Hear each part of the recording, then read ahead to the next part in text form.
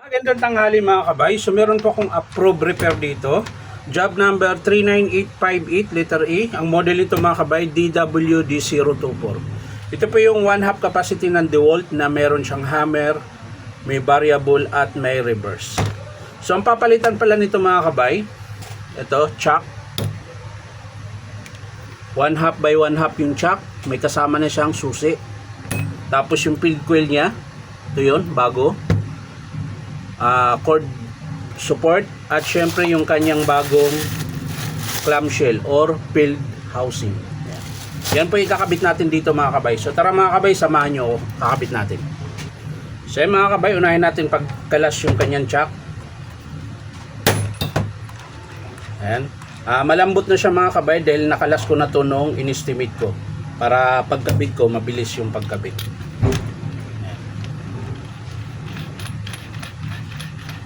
Tapos pag hinigpitan nyo, ganun din ulit. Kung kanina, pakanan, ngayon, pakaliwa. Yung higpit. Yan. Size na yan. Yung sunod ito, tanggalin natin tong clamshell. Yan. So, baklas lahat to mga kabay. Dahil magpapalit na tayo ng clamshell. At syempre yung kanyang field coil, yun yung papalitan din natin. Ayan.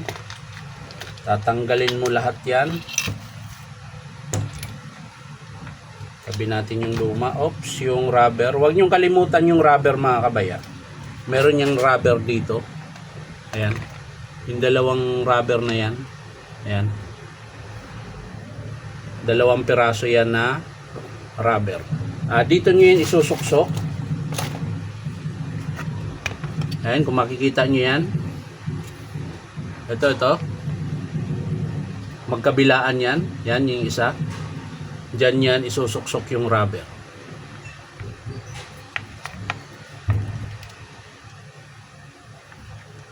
Yan. Ito yung isa, tsaka yung isa. So pag nilagay nyo na mga kabay yung field coil, ayan, tabi lang natin to. So sa mga para sa hindi pa kabisado mga kabay, wag nyo lang kalasin lahat yung wire. Yan ba, pag binaklas nyo yung drill, wag nyo kalasin yung wire sabay-sabay, isa-isahin nyo. Ayan, susundan mo lang yan. Yung 4 na wire na yan, unahin mo yung mahaba na kulay itim. Ayan.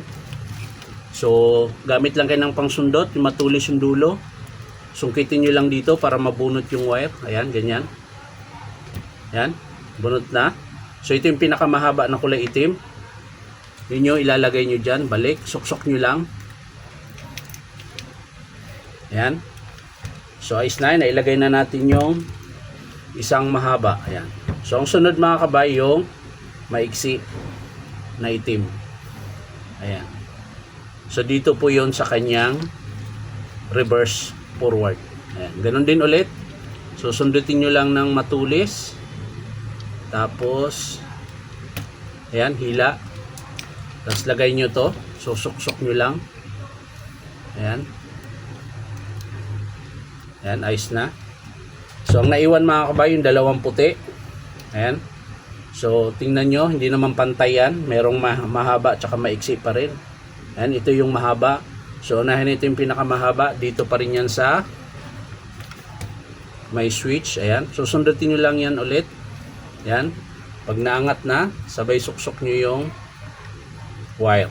Ayan. So, isa na lang. Yun yung pinakamaiksi. So, dito po yan sa kanyang reverse forward. Ayan. So yan, natanggal na natin lahat. Kakabit na natin tong maiksi.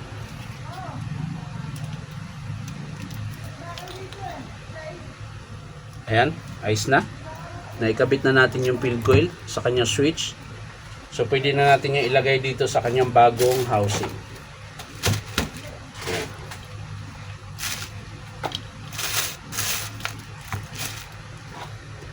So yan mga kabay.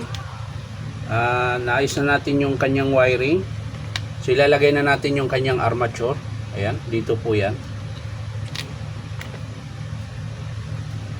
Tapos, syempre, ayos lang natin yung kanyang wiring na hindi siya maipit. Ayan. Tapos ito, pinakasingsing niya. Tapos, yung kanyang selector hammer mga kabay, ito yun. So, ito iingatan nyo na hindi tatalsik. May spring po yan.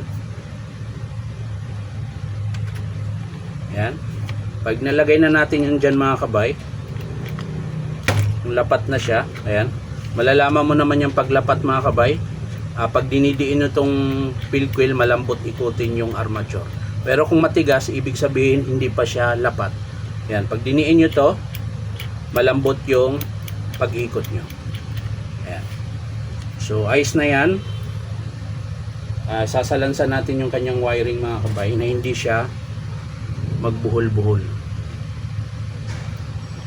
Ayan, ayusin lang natin. Ayan. So ayan mga kabay, naisalansan na natin yung kanyang wiring. So ang hindi lang natin nasalpak, itong kanyang brush holder na dalawa. So lalagay na natin itong brush holder mga kabay.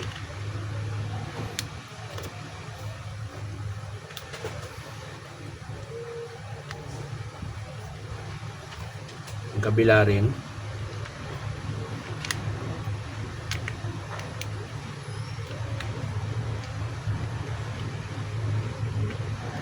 So ayan mga kabay, yan na po yung itsura niya pag nasalansan na yung wiring. So pagkatapos yan, ayan na. Oops. Hindi na natin kailangan lagyan ng grasa dahil meron pa po siyang grasa. Yung luma niyang grasa, okay pa naman. So pwede na natin isara yan.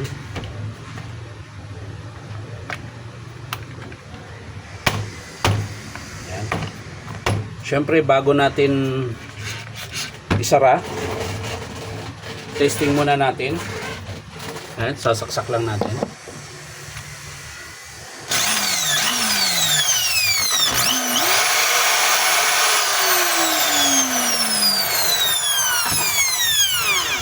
So, higpitan na po natin yung screw mga kabay. So, ayan mga kabay, higpitan na natin yung screw.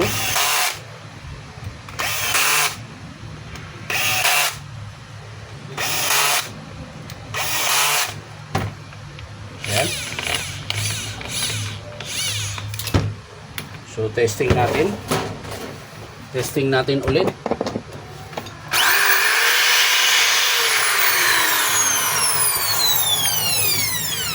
Try natin yung hammer.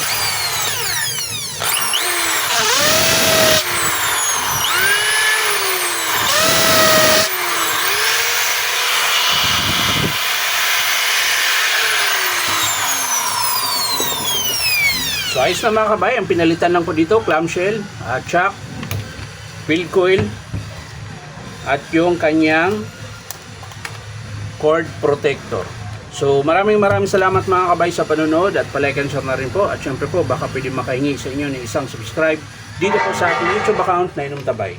So sa mga gusto magpa-repair mga kabay, punta lang kayo dito sa Powerman Hardware, 530 T. Alonso, Santa Cruz, Manila. Bye bye!